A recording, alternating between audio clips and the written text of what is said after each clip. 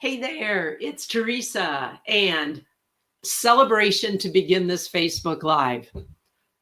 Today, summer is truly here in Wisconsin. Instead of a hot cup of tea, which is what I've had on every Facebook Live prior to this, today I have a glass of iced tea. How fun is that? So, thanks for joining.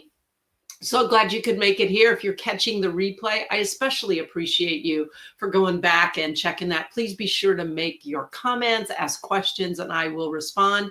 As you come to the call live, please make sure you type in a greeting so I know who's here joining us. And right now, no one's here, but I'm going to jump on in because I'm really excited to share with you today what's going on. I'm going to quick adjust my computer screen here so I can see when people come on. The past couple of weeks we've been talking about this download I got a few months ago. What happens when we stop thinking about it as my money? When we let go of that sense of it's mine, that can create fear and limitation, and we got to protect it and we have to hold on to it. And what if we dropped that and just considered it money, like money, universal money that's available to us. That's available to us, just like oxygen. We don't call it my oxygen and your oxygen. It's just oxygen, yes? And then last week we talked about how as human beings, we oftentimes have a tendency to care for something that belongs to someone else better than we'll do our own. And I told the story of me driving my broker Joe's, like a brand new Beamer, and how I'm a good driver, but I was extra careful. And sometimes when we're given other people's money, or we're being asked to be a steward with other people's money, we will treat it more respectfully. We will use it more consciously. And all of that, is just in process. I've been sharing it this past week. Hi, who's ever just joined us, make sure you type in so I know who is here. I'd love to be able to greet you. Lost my train of thought. So all of these pieces that are just coming in and I'm developing as part of a whole new body of work and a whole new message that I'll be, first of all, premiering. Hey, Shayna. At the live live stream in August out in LA, it all just came together, and I love how this works. And another piece fell into place Sunday when I was at church.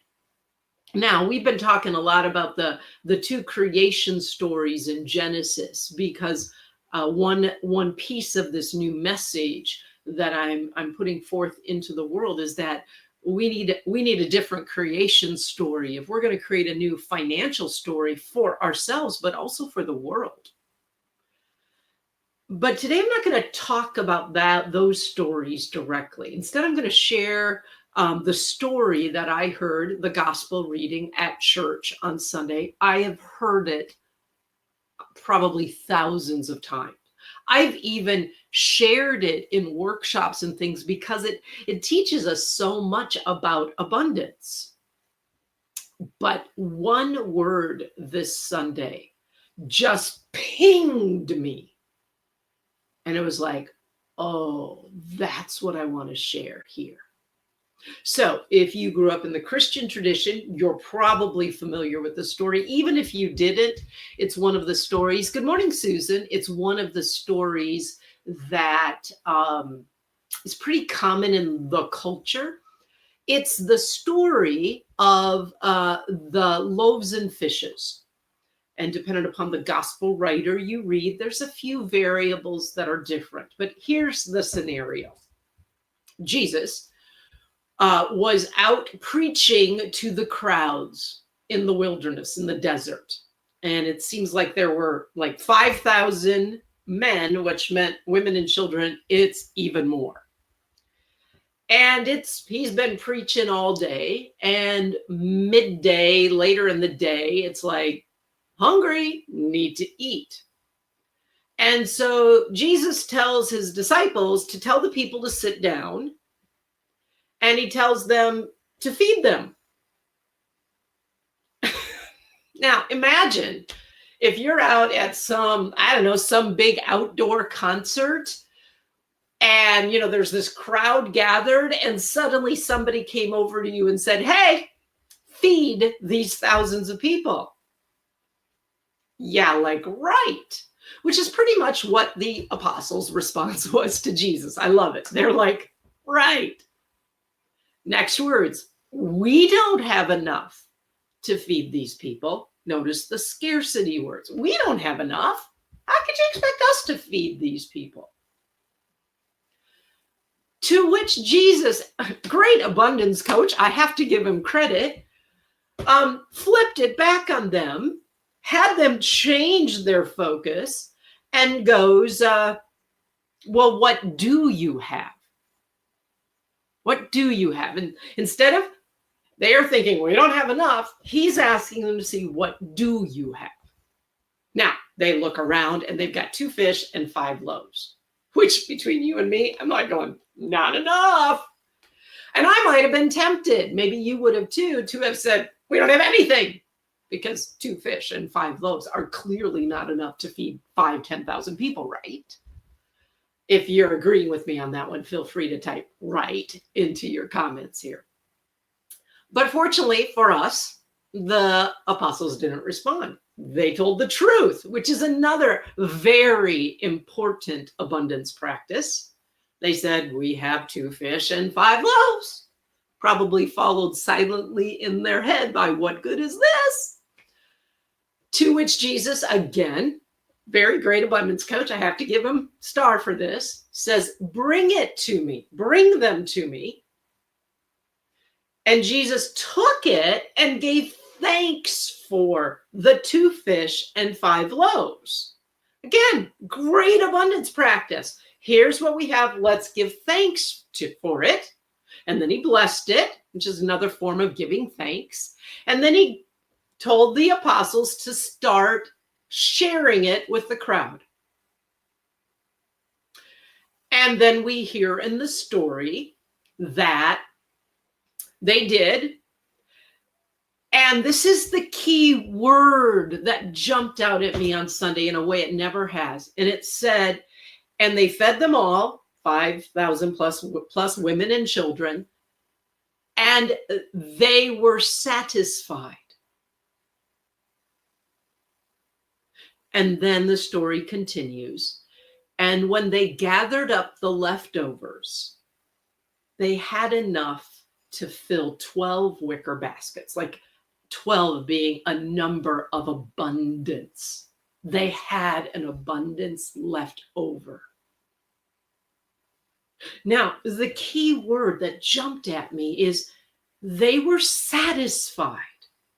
They got fed, and there were leftovers. To which the question came to me, what did they do with the leftovers? What did they do with the leftovers? And there was like everything I've been talking about these past couple of weeks. So first question for us is, are we satisfied? And I don't mean for settling for less. I mean that scarcity, that belief that it's never enough, that creates fear, that has us have to get mine and hold on to mine, and is afraid of losing mine and not having enough mine, and is very much from ego. It's from this belief of separate. There's my money and your money. And I got to take my oxygen, and you better not take any of my oxygen, instead of recognizing there's a oneness. This is part of the original creation story. It's a oneness. We're part of the whole of creation, and it's meant for all of us. And there's no such thing as mine and yours at a spiritual level. At an ego level, there is. And that's in many respects what the story of the fall really represents, when Adam and Eve ate of the fruit, the tree they weren't supposed to. And then they were separated from the garden. I'll probably talk about this at another time, but that tree was the knowledge of good and evil. That was bad and wrong, right, and good and bad, and right and wrong. That's that judgment, which is what the ego does. It judges and it separates. And then we get into scarcity. Are you following me on this one? But let me get my thread back here again. But in the gospel story I'm sharing with you that hit me at a whole new level on Sunday, they were satisfied. There wasn't that it's not enough, it's never enough of ego. They were fed and there were leftovers. And then my question, I wonder what they did with the leftovers. Now, many biblical scholars have this theory of how that miracle attributed to Jesus happened. And it wasn't that he created bread out of bread, like literally the bread multiplied. And this is what I love about this story too. That the miracle happened, in my language, because Jesus didn't buy into the scarcity. He didn't buy into his apostles' scarcity. 2 fish, 5 loaves. We don't have enough to feed all these people. He knew there was abundance. And in asking the apostles, what do they have, and bringing it and giving thanks for it and being willing to share it, he was modeling the abundance and inviting everyone else there to step into and connect with and be part of the abundance too, be part of creating abundance. Because here's the thing. If those people who were following Jesus followed him out to the desert, knowing they were going to be gone for the day, there's no way they went out into the desert without some food and some water. They brought their meals, their food, their water, so that they would have something to eat. And what Jesus's action of sharing the 2 fish and 5 loaves and giving thanks for it kind of confronted them with was their own scarcity, thinking this is mine and it's for me. And he invited and modeled them into share what you have too. What do you have that you can share, that we can create something more for all? And so they did. And there was more than enough. They were satisfied with leftovers, which could be then given to others or shared amongst them all. So in letting go of the mine and sharing what they have with gratitude and giving into the impulse of creating and contributing and adding to abundance, they created abundance. That's a powerful creation story, as I'm like, that's what it's about.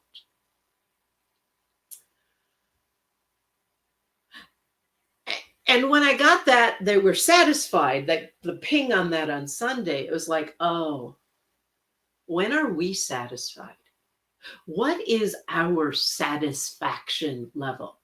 What do we ever get to enough? Because we don't get there from ego. It's never going to be enough. We're going to always have to make more, save more, work harder, do more, have more. And it's not about fake satisfied, like, oh, I got a piece of bread, like a crumb, and that's good. I'm happy. I've got enough. No, it's like satisfied. They were fed. They had all that they needed to eat to live, and there were leftovers. And what I was excited about and I wanted to bring to this conversation today, and I'm about to wrap it up and then I see there's some comments coming in, is I lost it. Give me 1 second. Is that's what we're invited to with our money. That maybe well, I don't even say maybe, I dare to say that when we stop thinking of it as my money that I have to protect and it's for me, and we open up to the bigger picture, that we're part of something bigger, that we're part of a community, of a group, of the world, of the universe. And when we can see what we have instead of what we don't, and we're willing to give thanks for that and share it, not give it up, which is what a lot of my tribe do. It's like, oh, I'll go without so you can have. But that's not what that gospel story was about. It's like, share it and make sure we take what we need to eat so we're satisfied. But when we're willing to share it, there's going to be leftovers. There's going to be more than enough. And that, my friends, is how we can create a new story for this planet. Because you and I, if we're on Facebook and we're talking, and Shayna and Susan, I know, we have the ability to contribute so much more than what we individually need. We have the ability to make and access money that can not only feed us and satisfy us physically, emotionally, spiritually, we can have leftovers if we're willing to let go of that belief of separation and it's mine and fear of not enough, and give into the impulse, the creative impulse that's modeled in the first creation story of creating and blessing and giving good into the world. Well, then people in this world who do not have the means or the gifts or the opportunities that we have, they can experience and share in the abundance as well. We can be satisfied, filled fully, and so can everyone else, because there'll be so much left over. And that's not possible when we're operating around money from that ego, my, mine, separate place, because it's never going to be enough to satisfy us. That's the spiritual path. That's the trusting in the divine, in the source, in the abundance of the universe.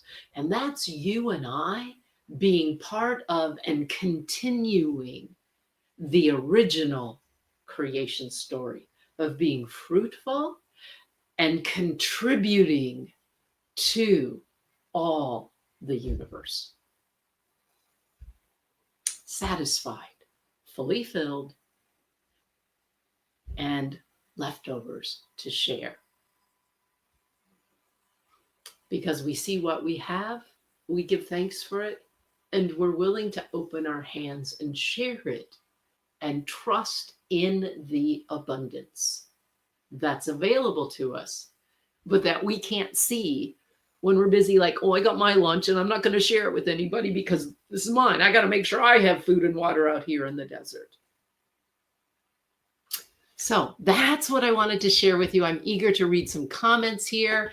While I'm reading the comments we have, if you want to, I'd love it to just have you type in, like, what from this story, what's a word or what's a piece of this story that stuck with you, or maybe binged you like the word satisfied did for me on Sunday. What spoke to you? Shayna, Susan, and those of you catching the replay, I'd love to hear while I read some of the comments. So you guys type, I'll read some comments here and take a sip of my iced tea. So Shayna, who is of the Judaic faith, says a related bit from the Talmud, who is wise? He who learns from all men, as it is written, I have gained understanding from all my teachers. Yes, absolutely. Shayna, modeling, what do you have? And everybody contributing reminds me of the book Stone Soup. I'm not familiar with that, Shayna. I'm going to have to look up and see what Stone Soup is about. Just checking any other comments before we wrap today.